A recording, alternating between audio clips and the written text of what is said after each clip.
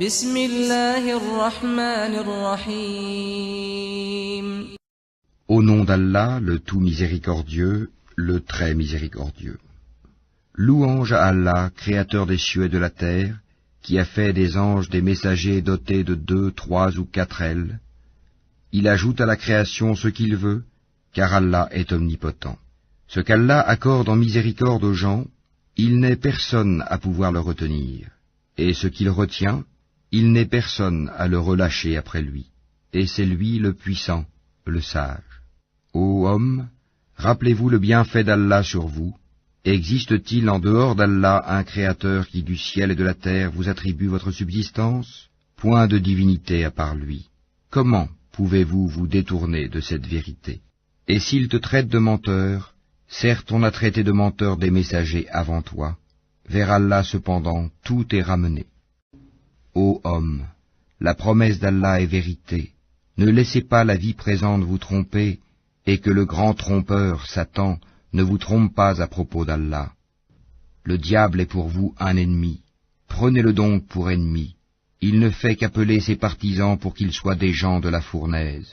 Ceux qui ont mécru auront un dur châtiment, tandis que ceux qui croient et accomplissent les bonnes œuvres auront un pardon et une grosse récompense. Et quoi? Celui à qui on a enjolivé sa mauvaise action au point qu'il la voit belle? Mais Allah égare qui il veut et guide qui il veut. Que ton âme ne se répande donc pas en regret pour eux. Allah est parfaitement savant de ce qu'il fabrique. Et c'est Allah qui envoie les vents, qui soulève un nuage que nous poussons ensuite vers une contrée morte, puis nous redonnons la vie à la terre après sa mort. C'est ainsi que se fera la résurrection. Quiconque veut la puissance, qu'il la cherche auprès d'Allah, car la puissance tout entière est à Allah. Vers lui monte la bonne parole, et il élève haut la bonne action. Et quant à ceux qui complotent de mauvaises actions, ils auront un dur châtiment. Cependant leur stratagème est voué à l'échec. Et Allah vous a créé de terre, puis d'une goutte de sperme. Il vous a ensuite établi en couple. Nulle femelle ne porte ni ne met bas sans qu'il le sache. Et aucune existence n'est prolongée ou abrégée sans que cela soit consigné dans un livre. Cela est vraiment facile pour Allah. Les deux mers ne sont pas identiques. L'eau de celle-ci est potable, douce et agréable à boire, et celle-là est salée, amère. Cependant, de chacune, vous mangez une chair fraîche, et vous extrayez un ornement que vous portez.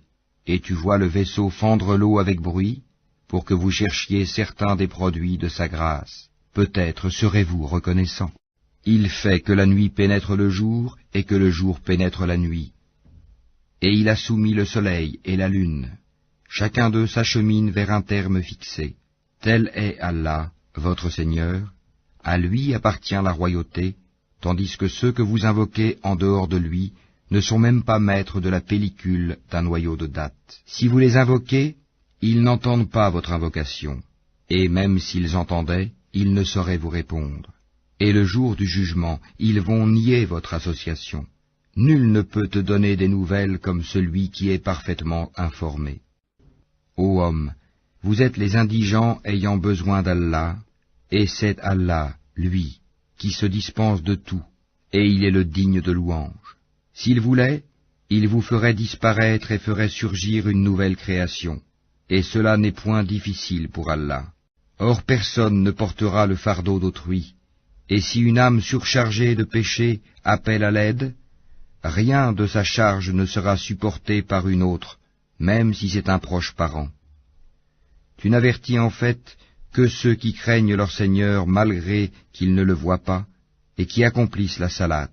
Et quiconque se purifie, ne se purifie que pour lui-même, et vers Allah est la destination. L'aveugle et celui qui voit ne sont pas semblables, ni les ténèbres et la lumière, ni l'ombre et la chaleur ardente. De même, ne sont pas semblables les vivants et les morts. Allah fait entendre qui il veut, alors que toi, Muhammad, tu ne peux faire entendre ceux qui sont dans les tombeaux. Tu n'es qu'un avertisseur. Nous t'avons envoyé avec la vérité en tant qu'annonciateur et avertisseur. Il n'est pas une nation qui n'ait déjà eu un avertisseur. Et s'ils te traitent de menteur, eh bien ceux d'avant eux avaient traité leurs messagers de menteurs, cependant que leurs messagers leur avaient apporté les preuves, les écrits et le livre illuminant. Puis j'ai saisi ceux qui ont mécru, et quelle réprobation fut la mienne. N'as-tu pas vu que du ciel Allah fait descendre l'eau, puis nous en faisons sortir des fruits de couleurs différentes, et dans les montagnes il y a des sillons blancs et rouges, de couleurs différentes, et des roches excessivement noires? Il y a pareillement des couleurs différentes parmi les hommes, les animaux et les bestiaux. Parmi ses serviteurs, seuls les savants craignent Allah. Allah est certes puissant et pardonneur. Ceux qui récitent le livre d'Allah accomplissent la salate et dépensent en secret et en public de ce que nous leur avons attribué, espèrent ainsi faire un commerce qui ne périra jamais, afin qu'Allah les récompense pleinement et leur ajoute de sa grâce. Il est pardonneur et reconnaissant. Et ce que nous t'avons révélé du livre est la vérité confirmant ce qui l'a précédé. Certes, Allah est parfaitement connaisseur et clairvoyant sur ses serviteurs. Ensuite, nous fîmes héritiers du livre ceux de nos serviteurs que nous avons choisis. Il en est parmi eux qui font du tort à eux-mêmes, d'autres qui se tiennent sur une voie moyenne, et d'autres avec la permission d'Allah devancent tous les autres par leurs bonnes actions. Telle est la grâce infinie.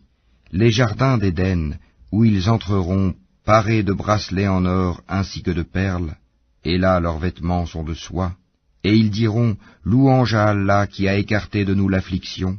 Notre Seigneur est certes pardonneur et reconnaissant. C'est lui qui nous a installés par sa grâce dans la demeure de la stabilité, où nulle fatigue, nulle lassitude ne nous touche.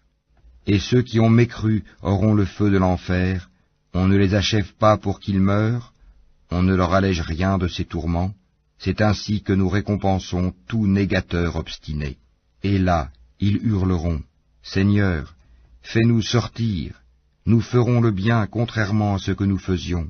Ne vous avons-nous pas donné une vie assez longue pour que celui qui réfléchit réfléchisse? L'avertisseur cependant vous était venu.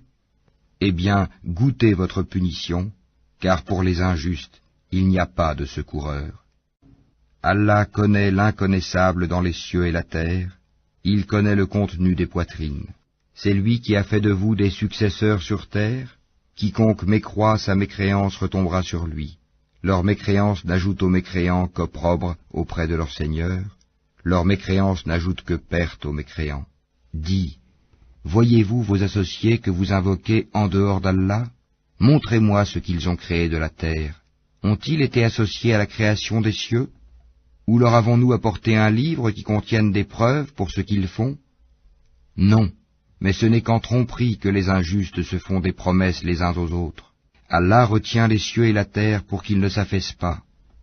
Et s'ils s'affaissaient, nul autre après lui ne pourra les retenir.